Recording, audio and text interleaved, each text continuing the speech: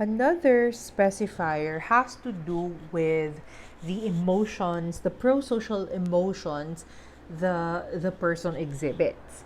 So when you say pro-social emotions, those are emotions of being able to feel guilt for wrongdoing, or feelings of empathy for another person, or concerns for one's well-being, being able to express and feel emotion.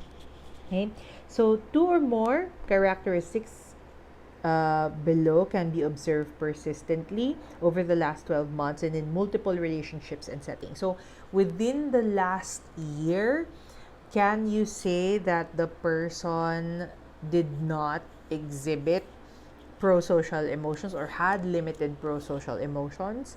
And take note, we have to also consider that it has to be in multiple relationships and settings. So it can be in the home or in school, or at work and at home, or at work and in school, or at school and with the social life. So at in different settings and with multiple relationships with different people. So an example of the first would be the lack of remorse or guilt.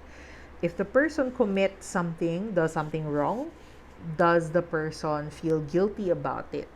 Like, does the person apologize? Or maybe if the person apologizes only if they are actually caught and in danger of facing consequences. So, for example, you stole something.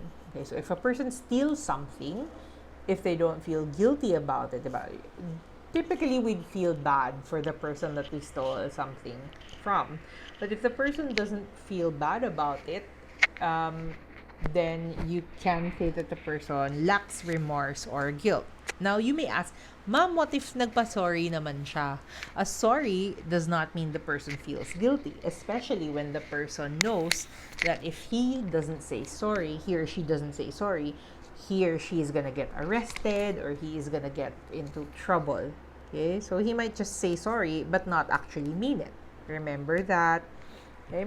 Another one is callousness, or a lack of empathy. Okay, so for example, if they can say things without taking into consideration that you might get hurt of with that, if they don't seem like they care about you, they're concerned about you, then that's a lack of empathy. Okay, so they don't care if they put you in trouble, they don't care if they actually harm you, they don't care if your feelings get hurt, or if you are embarrassed, or if you are in danger. They just don't care. Next is they don't show about poor problematic performance at school, at work, and in other important activities. So generally, diba, for us, we tend to be concerned and want to make sure that we are performing according to certain set standards. We want to make sure like we pass our subjects, that our classmates and teachers see us in a positive light, and that at work, we don't want to seem like nagpapabaya or nagpapakatamad, or 'di ba, or walang respeto. However, for people with conduct disorder and those with limited pro-social emotions, they don't care. They don't mind. Okay? So they're not concerned. So for example, give them a failing grade, they don't care about it. If you evaluate their work negatively, they won't mind. It's not something that's important to them. So unconcerned about performance. And then uh, next is shallow or deficient affect. So the person does not express feelings or show emotions to others except if it's in a superficial way.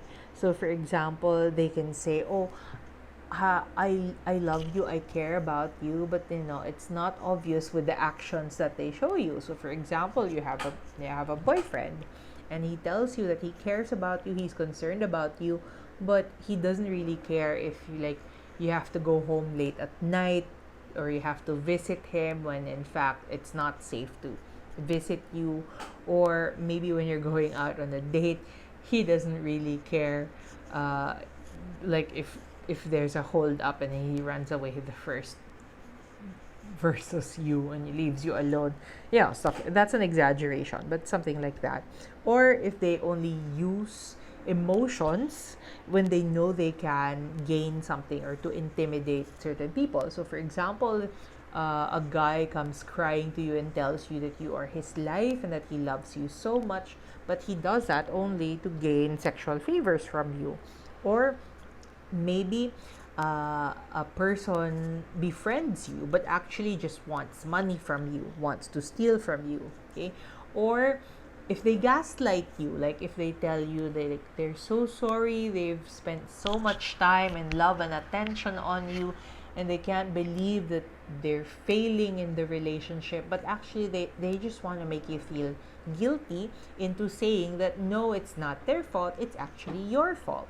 So they weaponize affect, they weaponize emotions so that they can actually gain something from it. And if you think about it, they're just disregarding how you would feel in that situation also. Okay?